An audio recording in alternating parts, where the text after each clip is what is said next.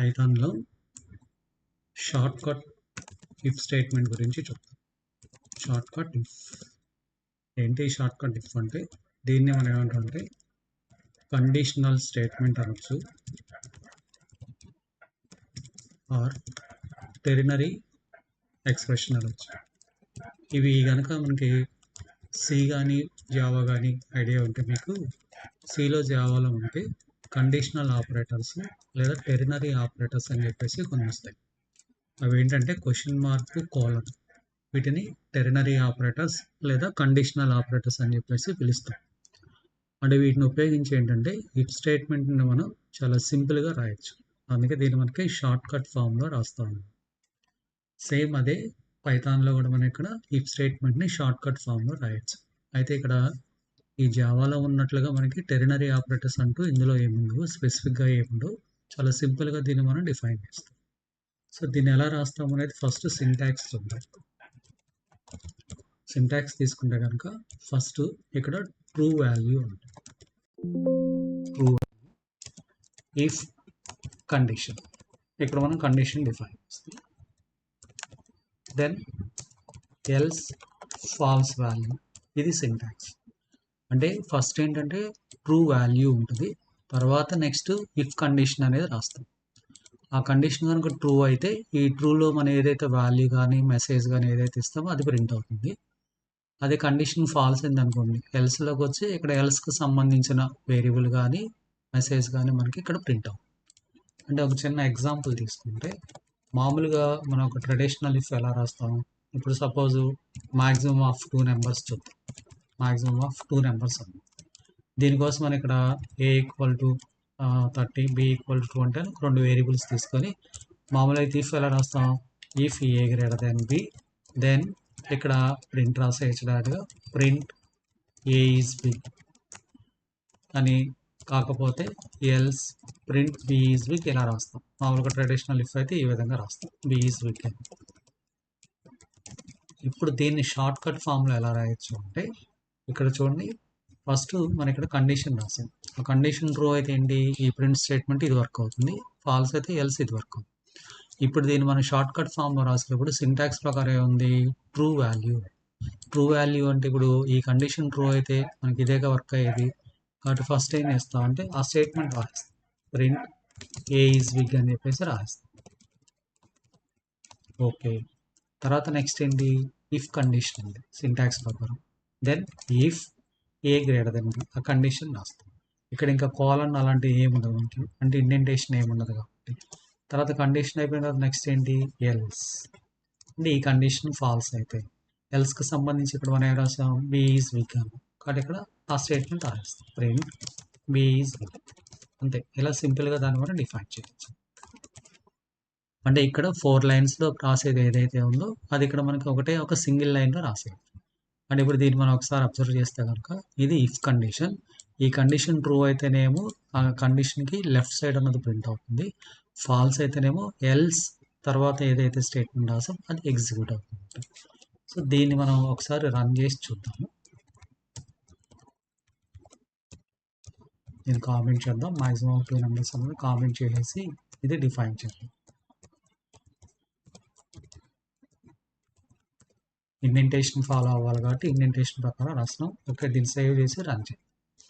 Run చేస్తే చూడండి మనకి ఇక్కడ output A is big.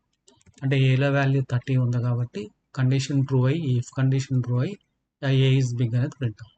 Suppose ఇక్కడ నేను బీలో వాల్యూ మాడిఫై చేస్తాను.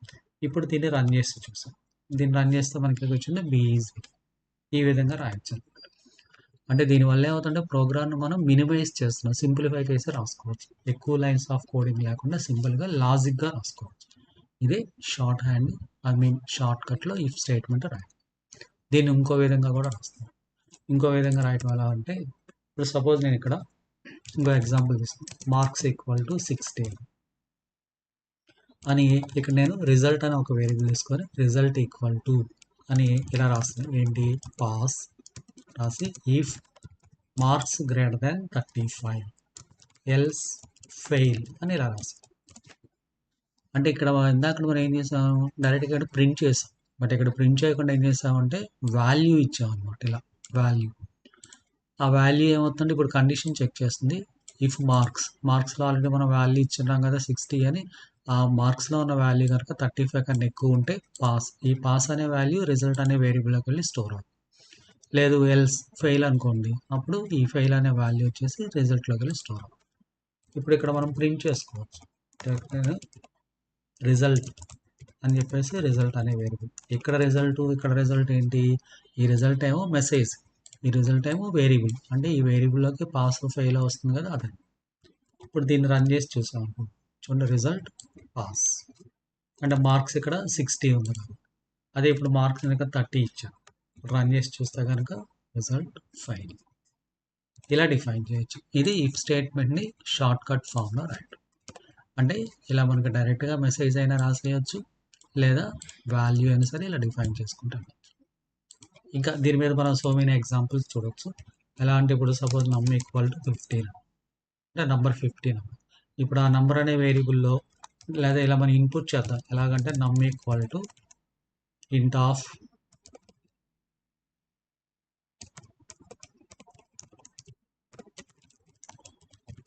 ఇన్పుట్ ఆఫ్ అని చెప్పేసి ఎంటర్ అయ్యే నంబర్.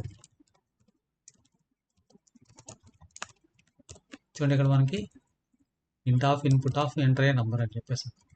ఇప్పుడు దీన్ని నేను చెక్ చేస్తున్నా, ఆ నంబరు అంటే నమ్ అనే వేరియబుల్లోకి మనం ఒక నంబర్ ఇస్తాం. ఆ ఇచ్చిన నంబరు ఈవెన్ ఆర్డర్ చెక్ చేయటం. సో దీనికోసం మనం ఇక్కడ డైరెక్ట్గా రాసేయచ్చు. డైరెక్ట్గా రాయటం అంటే ఇట్లా ప్రింట్ ఈవెన్ అని రాసేది. ఇప్పుడు ఇఫ్ నమ్ mod 2 ఈక్వల్ టు 0 అంటే ఆ నమ్ అనే వేరియబుల్లో మనం ఏదో ఒక వాల్యూ ఇస్తాం కదా, ఆ నెంబర్లో దాన్ని mod 2తో డివిజిబుల్ చేసినప్పుడు రిమైండర్ 0 వస్తే ఈవెన్, ఎల్స్ కాకపోతే ఆడ్. ఇలా మనం ఇప్పుడు దీన్ని రన్ చేసామనుకోండి. సో ఇక్కడ ఎంటర్ అయ్యే నెంబర్ ఉంటుంది. ఇప్పుడు నెంబర్ నేను 12 అన్నా, ఇంకొకసారి రన్ చేద్దాం. ఎంటర్ అయ్యే నెంబర్ 12 అన్న ఈవెంట్. మళ్ళీ రన్ చేద్దాం. ఈసారి నెంబర్ 15 అన్న ఆడ్. సో ఇలా అయినా సరే డిఫైన్ చేసుకోవాలి. ఇలా మనం చెక్ చేయొచ్చు. ఇది ఇఫ్ స్టేట్మెంట్ని షార్ట్కట్లో డిఫైన్. అయితే దీన్ని మనం ఇంకో విధంగా కూడా రాయొచ్చు. ఓకే, ఇప్పుడు ఇలా రాశారు కదా, ఇఫ్ ఎల్స్ రాశారు కదా, ఒకవేళ నెస్టెడ్ ఇఫ్ ఉంటే ఎలా రాస్తారు అంటే, ఈ నెస్టెడ్ కాదు ఇఫ్ ఎల్స్ ఇఫ్ ఉంటే ఎలా రాస్తారు అంటే, మల్టిపుల్ కండిషన్స్ ఉంటే మనం ఎలా డిఫైన్ చేయొచ్చు అనేది, అది కూడా ఇఫ్ ఎల్స్ ఇఫ్ మనం చూద్దాం షార్ట్కట్లో ఎలా రాయొచ్చు అనేది. సో దీన్ని మొత్తాన్ని మనం కామెంట్ చేయాలంటే ఎలాగా, మనకి డాక్యుమెంట్ కామెంట్ ఉంది కదా, 3 సింగిల్ కోట్స్ ఇచ్చేసుకుంటే, సింగిల్ కోట్స్ కానీ డబుల్ కోట్స్ కానీ ఇచ్చేసి మళ్ళీ దాన్ని ఎండింగ్లో ఇస్తే కనుక ఆ టోటల్ కోడ్ మొత్తం మీకు కామెంట్గా వచ్చేస్తుంది. కామెంట్లో మనం డిఫైన్ చేయొచ్చు. ఓకే, ఇక్కడ మనం ఇంకొక ఎగ్జాంపుల్ చూద్దాం. ఏంటి ఆ ఎగ్జాంపుల్ అంటే, సేమ్ ఇప్పుడు మార్క్స్ ఉన్నాయి కదా, ఈ మార్క్స్ని ఇఫ్ ఎల్స్ ఇఫ్లో చూద్దాం. అంటే ఎలా అంటే, ఇప్పుడు సపోజ్ మార్క్స్ ఈక్వల్ టు 50 అన్నాడు. మార్క్స్ ఈక్వల్ టు 50 అయిన తర్వాత ఇక్కడ మనం ఎలా రాద్దామంటే, result equal to pass, result pass. ఇప్పుడు if marks greater than or equal to 60 అయితే ఓకే, ఎల్స్ ఒకవేళ ఫాల్స్ అయితే, ఇప్పుడు ఫాల్స్ అయితే మనం ఇక్కడ ఏం చేస్తాం, ఇంకో కండిషన్ చెక్ చేస్తాం. ఆ ఇంకో కండిషన్ చెక్ చేసేటప్పుడు దానికి ఆ ట్రూ రాసేయండి. అంటే ఇప్పుడు ఆ కండిషన్ వస్తుంది ఏంటి, if marks greater than equal to 50. అంటే ఇందాక ఏం చేస్తాం, ఇక్కడ ఎల్స్ దగ్గర ప్రింట్ రాస్తాం, బట్ ఇక్కడ ఎల్స్ దగ్గర ఏం చేసాం, స్టేట్మెంట్ అంటే మనకి ఏది ప్రింట్ అవ్వాలో రాస్తాం. ఏది ప్రింట్ అవ్వాలో ఎందుకు రాస్తాం అంటే, ఇక్కడ మనం ఇంకొక ఇఫ్ కండిషన్ రాసాం కాబట్టి, అంటే ఈ కండిషన్ ట్రూ అయితే ఇది ప్రింట్ అయ్యేటట్లుగా. ఓకే, ఎల్స్ అది ఫాల్స్ అయితే మళ్ళీ ఇక్కడ నేను పాస్. ఇప్పుడు if marks greater than or equal to 35, else ఇంకా కండిషన్ లేదనుకోండి దెన్ ఫెయిల్. ఇలా రాసేయచ్చు.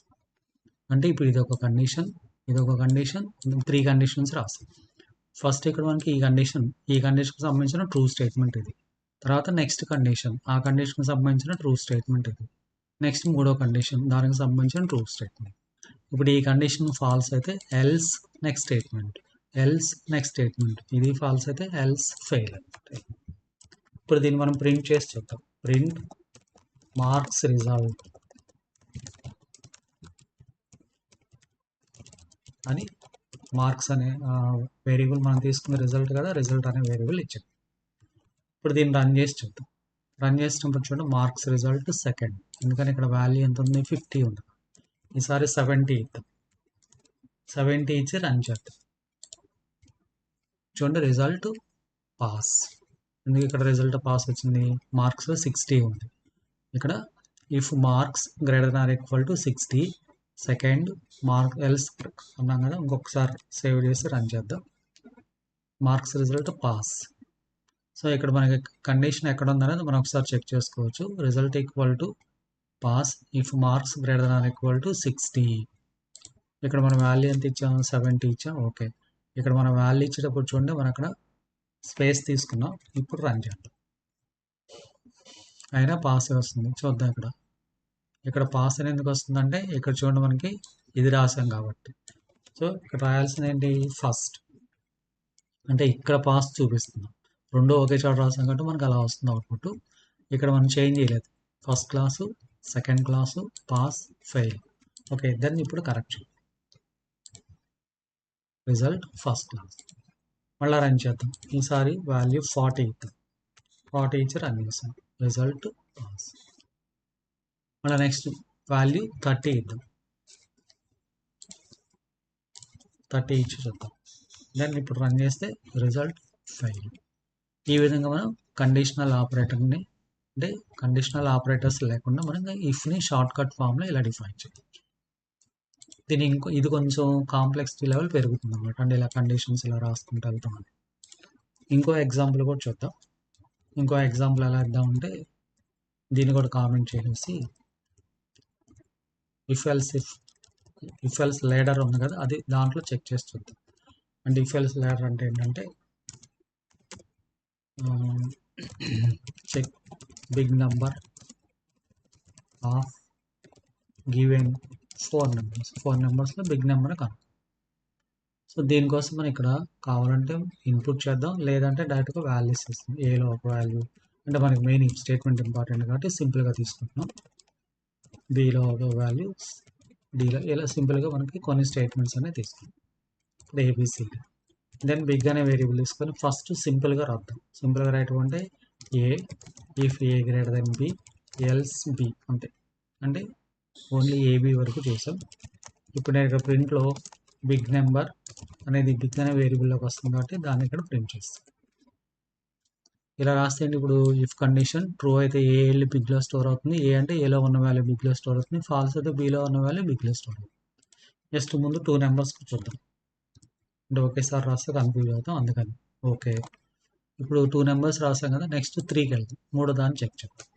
మూడో దాన్ని చెక్ చేసేటప్పుడు ఎలా రాస్తామంటే if A greater than B అన్నాం కదా and A greater than C. అంటే ఇక్కడ కాంపౌండ్ కండిషన్ రాస్తున్నాం అనమాట. ఏ బి మీద పెద్దది అండ్ సి మీద పెద్దది అయితే ఓకే ఏ. కాకపోతే బి ఎప్పుడు ఎల్స్ బి రాసాం కదా if b greater than c అయితే. ఓకే, కాకపోతే సి. అంటే ఇప్పుడు ఇది ఒక కండిషన్. ఫస్ట్ ఈ కండిషన్ ఇది ట్రూ అయితే ఏ వెళ్ళి బిగ్లో స్టోర్ అవుతుంది. ఎల్స్ బి ఎప్పుడు ఈ కండిషన్ ట్రూ అయితే బి వెళ్ళి స్టోర్ అవుతుంది. లేదంటే కనుక సి వెళ్ళి స్టోర్ అవుతుంది. ఇప్పుడు ఈ మూడిట్లో ఏబిసిలో బిగ్ నెంబర్ ఏదనేది మనకి ప్రింట్ అవుతుంది. ఆటోమేటిక్గా ఏబిసిలో బీనే బిగ్ నెంబర్ కాబట్టి ఓకే. ఇప్పుడు సి వాల్యూ ఇచ్చి చూద్దాం. ఇప్పుడు రన్ చేస్తాం. సిలో ఉన్న వాల్యూ ప్రింట్ అవుతుంది. ఓకే, ఇప్పుడు మనం 3 నెంబర్స్ రాసాం. సో 4th కూడా చెక్ చేద్దాం. 4th కూడా చెక్ చేయాలంటే ఇక్కడ చూడండి if A greater than B and A greater than C and A greater than B. ఇది compound condition. So compound conditions రాసేటప్పుడు మనం ఇక్కడ ఏంటి లాజికల్ ఆపరేటర్స్ ఉపయోగిస్తాం. ఆ లాజికల్ ఆపరేటర్స్లో అండ్ అనే ఆపరేటర్ ఉపయోగించాం. అండ్ అనే ఆపరేటర్ మీన్స్ మనకేంటి ఆల్ కండిషన్స్ ట్రూ అవ్వాలి. అంటే అండ్కి లెఫ్ట్ సైడ్ కండిషన్ ట్రూ అవ్వాలి and right side condition true అవ్వాలి. సో ఇప్పుడు టోటల్గా ఆల్ కండిషన్స్ ట్రూ అయితే అప్పుడు ఈ టోటల్ కండిషన్ ట్రూ అయ్యి ఏలో ఉన్న వాల్యూ బిగ్లో లేదు. ఎల్స్ బి ఎప్పుడు b greater than C and b greater than d అయితే బిలో ఉన్న వాల్యూ స్టోర్ అవుతుంది. ఓకే, ఎల్స్ సి ఎప్పుడు if c greater than d అయితే ఎల్స్ డి అంతే. చూడండి ఇక్కడ మనకి ఇది ఒక ఇఫ్, తర్వాత ఇది ఇంకొక ఇఫ్, తర్వాత నెక్స్ట్ ఇది 3. అంటే ఫస్ట్ ఇది ఏ కోసం చెక్ చేసాం, తర్వాత ఇది మనం బి కోసం చెక్ చేసాం, ఫైనల్గా సి కోసం చెక్ చేసాం. ఇంకా ఏబిసి కాకపోతే రిమైనింగ్ డీనే కాబట్టి డీలో ఉన్న వాల్యూ ప్రింట్. ఇప్పుడు దీన్ని మనం రన్ చేస్తే ఈ 4గిట్లో హైయెస్ట్ నెంబర్ సీనే కాబట్టి ఆటోమేటిక్గా మనకి 200 అనేది ప్రింట్ అవుతుంది. ఒక్కొక్క వాల్యూ మార్చుకుంటూ చూద్దాం. ఇప్పుడు నేను దీంట్లో 300 ఇచ్చాను కాబట్టి 300 బిగ్ నెంబర్ కాబట్టి అది ప్రింట్ ఇలా అనమాట. లేదు ఈ నెంబర్ ఇచ్చాను, ఇప్పుడు 400 బిగ్ కాబట్టి అంటే మనకు అన్ని కండిషన్స్ పనిచేస్తుందో చెక్ చేయడం కోసం చేస్తాం. తర్వాత లాస్ట్ మనం డీని కూడా చూద్దాం. డీలో 1000 ఇచ్చాం, సో ఇప్పుడు 1000 అనేది ప్రింట్. అంటే ఇప్పుడు ఈ ఇఫ్ కండిషన్ మనకి అన్ని కండిషన్స్ వర్క్ అయినవి మనం అలాగే చెక్ చేసుకోవచ్చు. ఇదే ఇఫ్ని మనకి షార్ట్ కట్ ఇఫ్ అని చెప్పేసి పిలుస్తాం. అంటే ఇదే ఇఫ్ స్టేట్మెంట్ మనం మామూలుగా రాయాలి అంటే కనుక ఇక్కడ ఒక 7-8 లైన్స్ పడుతుంది. అంటే ఈ కండిషన్ అంతా ఒక లైన్లో రాయటం, తర్వాత ఇండెంటేషన్ పెడతాం, ఈ అనే value big equal to a అని రాయటం, మళ్ళీ ఎల్స్ నెక్స్ట్ కండిషన్ రాయటం, దానికి ఇండెంటేషన్ డిఫైన్ చేయటం, బిగ్ ఈక్వల్ టు బి అంటాం, మళ్ళీ ఎల్స్ ఇఫ్ స్టేట్మెంట్ రాయటం, big equal to c, else big equal to d, ఇలా మనకి ఒక 8 లైన్స్ పడుతుంది. దీన్ని మనకి ఇక్కడ సింపుల్గా మనకి ఒకే ఒక సింగిల్ లైన్లో ఇలా డిఫైన్ చేసుకుంటూ రాయొచ్చు అనమాట. అంటే ప్రోగ్రామ్ని మనం ఇక్కడ సింప్లిఫై చేసి రాస్తేనే మనకి లాజిక్ అనేది అర్థమవుతుంది. కానీ ఈ స్టేట్మెంట్ని వచ్చేసి ఏంటంటే ఇలాగ మనకి ఎక్కువ కాంప్లెక్సిటీ లెవెల్ ఉన్న వాటిలో రాస్తే కొంచెం కన్ఫ్యూజన్ అనేది వస్తుంది. ఎందుకంటే మనకి సరిగ్గా ఇఫ్ ఎల్స్ సరిగ్గా రాసామా లేదా అనేది చెక్ చేసుకోవాలన్నమాట. సో దానికోసం ఏంటంటే దీన్ని మనకి సింపుల్గా కూడా డిఫైన్ చేసుకుంటూ వెళ్ళచ్చు. ఇది షార్ట్ కట్ ఇఫ్ అనమాట. అంటే ఇప్పుడు మనకి సిలోను జావాలోను ఏదైతే టెరినరీ ఆపరేటర్స్ ఉన్నాయో అక్కడేమో క్వశ్చన్ మార్క్ కోలన్ ఉపయోగిస్తాం. ఆ టెరినరీ ఆపరేటర్స్ ప్లేస్లో మనకి ఇక్కడ దీన్ని మనం ఇలా డిఫైన్ చేసి రాసుకోవచ్చు. సో దీన్ని కూడా మనకి ఇక్కడ పైథాన్లో కండిషనల్ ఎక్స్ప్రెషన్ అంటారు, లేదా టెరినరీ ఎక్స్ప్రెషన్ అని చెప్పేసి కూడా పిలుస్తారు.